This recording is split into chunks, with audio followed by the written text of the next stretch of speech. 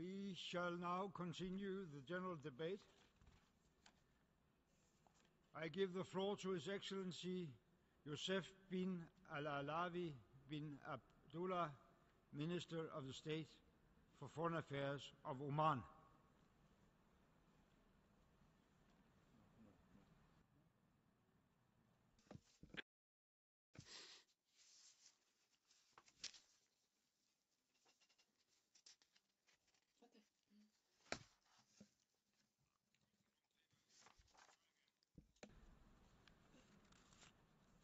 I now give the floor to His Excellency Hugo Martínez Bonilla, Minister of Foreign Affairs of El Salvador.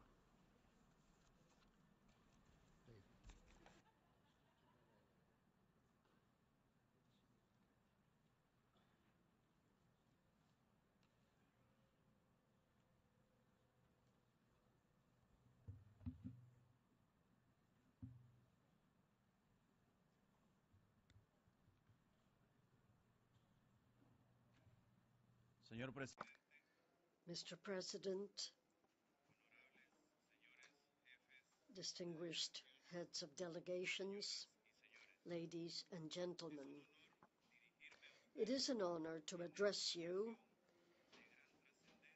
on this very important occasion when we commemorate 70 years of the founding of this international organization and when we enter a new stage related to the future of mankind in adopting the 2030 Development Agenda.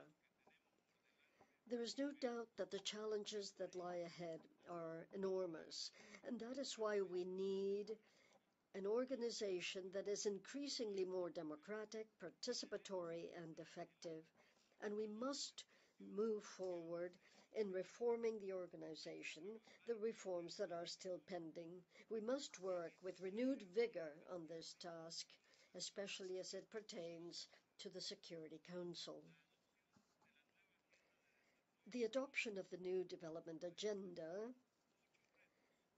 calls upon our countries to face many challenges to which we have committed, but it also presents challenges for this organization, especially in terms of it offering us timely support in the fulfillment of the historic responsibility we have assumed. Mr. President, we have concluded a stage in the world's history marked by important progress in achieving the Millennium Development Goals. However, this progress has not been sufficient. The fight against poverty and inequality still remain. Economic and financial crises have increased the vulnerability of the poorest. This, together with the proliferation of conflicts everywhere in the world, natural or man-made disasters have had an impact on the living conditions of many people in various parts of the planet. These conditions require that we bring about a genuine and sustainable global transformation, which must include a restructuring of the international financial architecture, as well as a rethinking of cooperation mechanisms to turn them into transparent and efficient mechanisms and institutions which respond to the needs of human development. I believe that we must pay special attention to the matter of the sovereign debt, the negative impact of debt servicing on the needs for development and the effective enjoyment of human rights in our countries is enormous, since it directly affects the capacity of the state to generate public investment and to stimulate private investment. This, in turn, prevents implementing the commitments related to development. It is therefore a matter of priority to establish a debt restructuring mechanism which promotes a just and shared distribution of responsibility between debtors and creditors by adopting an approach centered on human needs. We know that in order to attain Sustainable Development Goals, a new vision of international cooperation is required.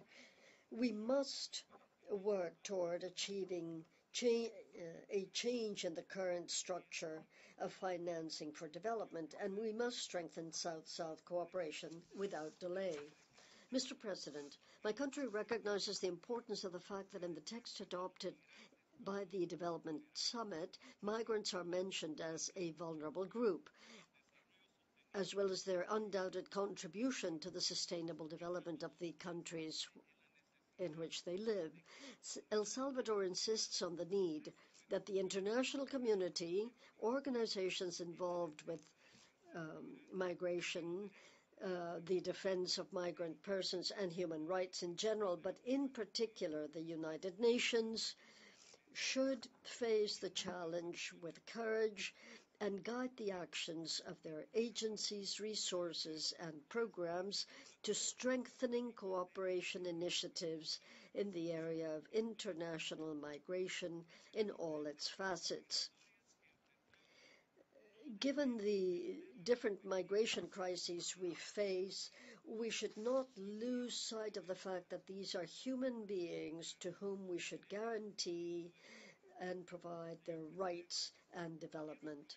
Mr. President, I wish to take this opportunity to highlight the special contribution which Latin America and regional organizations have made to multilateralism.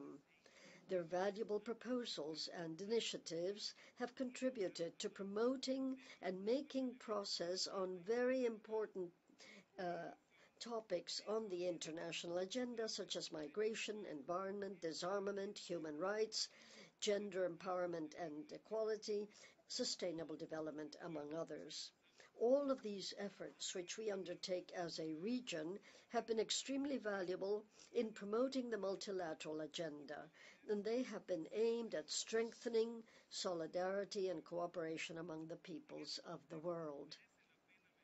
In this context, we should mention the efforts made as a region by the system of Central American integration, especially in the area of security, which supplement those regional efforts and the national efforts undertaken by each of our countries. As you know, El Salvador, in the area of security, wages an unprecedented battle against organized crime.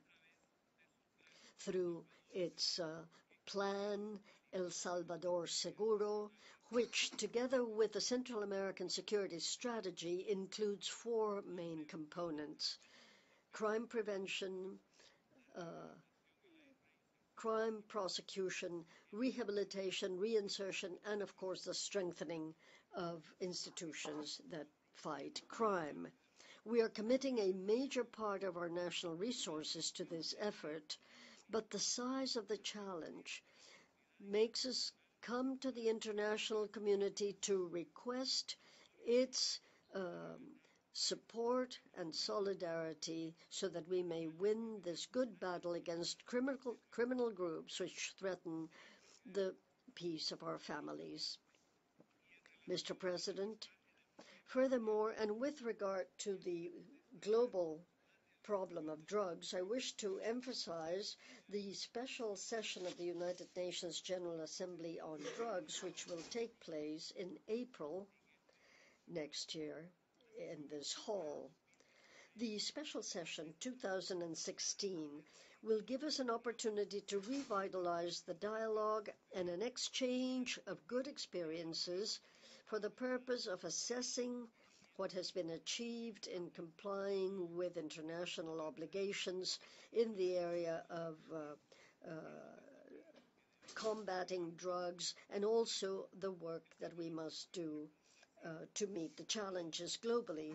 El Salvador is pleased and honored to have the opportunity to represent the Latin American region as the coordinator of the Latin American and Caribbean group at the preparatory board for that event, and we will seek close and effective coordination so that the debates and dialogues move toward defining a comprehensive vision of an international policy on drugs based on the well-being of the human person and respect for their rights. Furthermore, as part of the importance which my country attaches to controlling the arms trade as an effective means of reducing violence in the Central American region, El Salvador bets on the international regulation rules needed to combat organized crime in order to prevent human suffering caused by irresponsible arms transfers. I earnestly call upon the international community to work together on the effective application of the treaty, on the Arms Trade Treaty and its universalization. Let us not forget that action in this area means no less than the difference between life and death for millions of individuals in the world. At the same time, El Salvador, as a country that benefited from peacekeeping operations, recognizes this mechanism as a legitimate and effective measure to put an end to conflicts in countries and regions. For this reason, and as part of our staunch commitment to international peace and security, my country will continue to participate through military and police personnel in United Nations peacekeeping missions. We will continue to undertake efforts to strengthen our participation by deploying units under our own flag. At the same time, we back all those initiatives which ensure the participation of women in the various contingents as established in Resolution 1325 and following resolutions of the Security Council.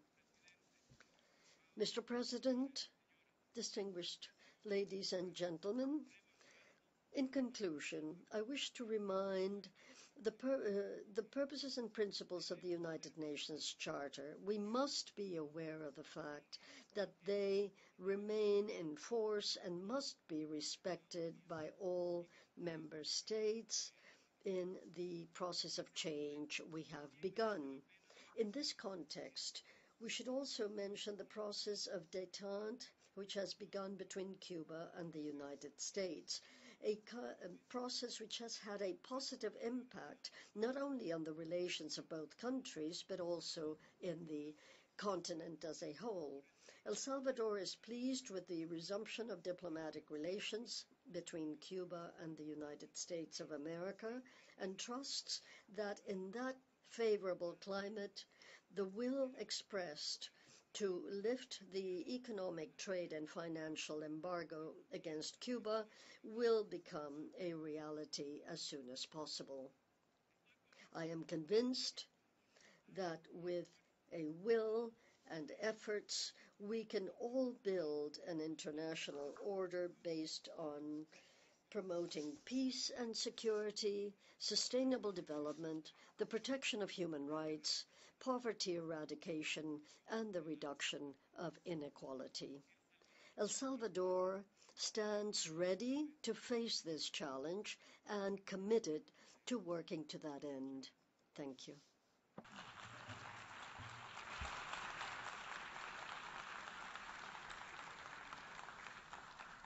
I thank the Minister of Foreign Affairs of El Salvador, and I now give the floor to His Excellency Joseph